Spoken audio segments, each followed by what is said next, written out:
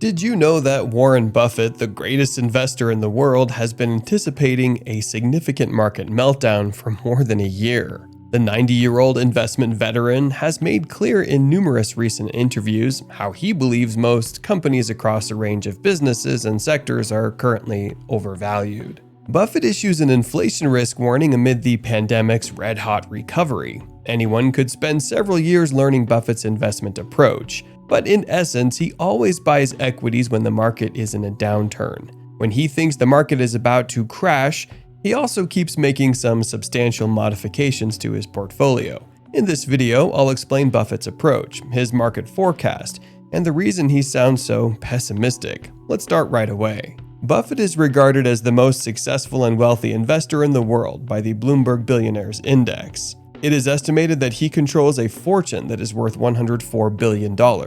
His holding company, Berkshire Hathaway, is an investor in and owner of a diverse range of companies. These include some train companies, the software giant Apple, the battery manufacturer Duracell, and the ice cream fast food chain Dairy Queen. Most investors like it when the market is doing well, but few smart investors like Warren Buffett think about how to prepare for a market crash. This is what makes a great investor stand out in the crowd of good ones. Don't listen to the frantic market chatter about how well the market is doing right now. Instead, pay attention to keeping your money safe. For instance, the performance of the Royal Bank of Canada during the past 3 consecutive quarters has ranged from unfavorable to mixed. However, in the year 2020, there was not a significant decline in the price. In point of fact, it ended the year with a positive net income. Its revenue in the October 2020 quarter came in at $11.1 million, a 2.4% decrease from the same period the previous year. This figure was also lower than the $12.9 billion it had generated in the quarter prior to this one. The net interest income of the biggest Canadian bank has been going down for the last 2 quarters, but investors seem to be happy about a short-term rise in earnings from the capital markets and treasury services section.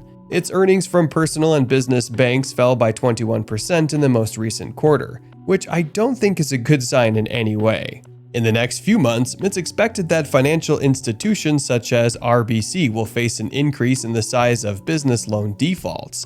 This is due to the fact that many small and medium-sized enterprises continue to struggle to exist. Because of this, I believe that it was sensible for Buffett to lower the proportion of his portfolio that was invested in the banking sector. Recently, Buffett has been making an effort to limit his exposure to industries that are prone to high risk and cyclicality. For example, Berkshire Hathaway liquidated all of its holdings in the aviation industry during the course of the previous year. Additionally, the firm decreased the number of open positions in the banking industry, which is one of the industries that is hit the hardest by a recession. These activities could be considered early signs of a future market collapse, given by the apex investor, which may be a major factor in why he has been making recent adjustments to his portfolio.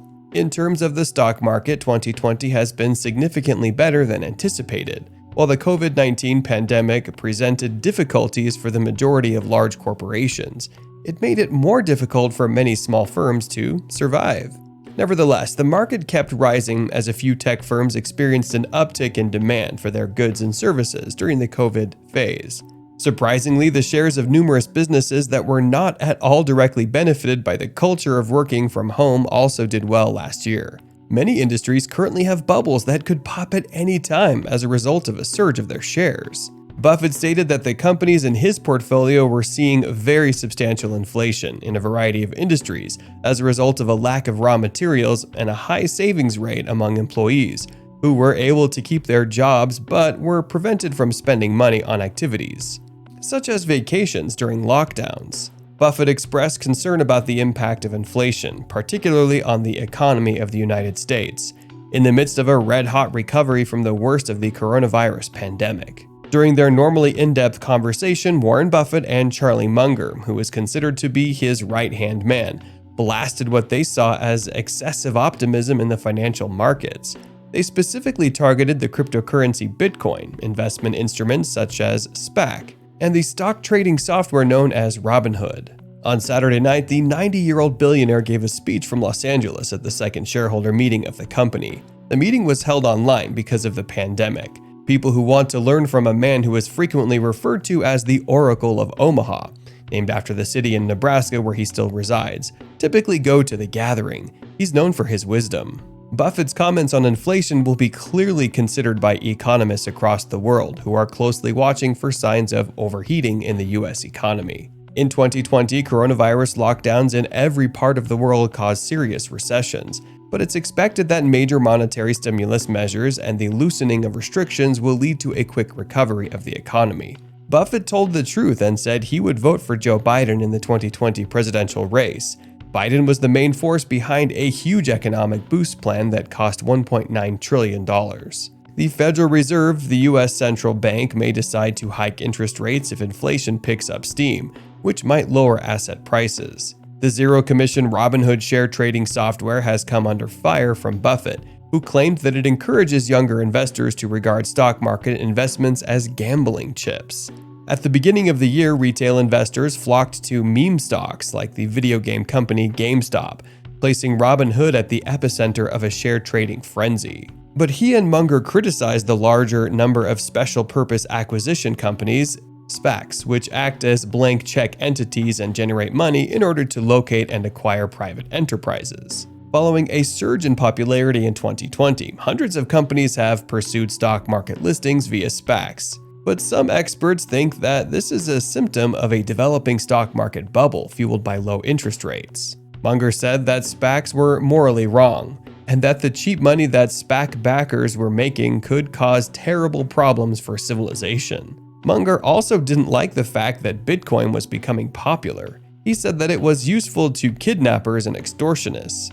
He said it was disgusting and against the best interests of society, because it was a financial product made out of thin air. Now, even if you don't start getting ready for a market crash, signs like Buffett's recent investments point in that direction right now.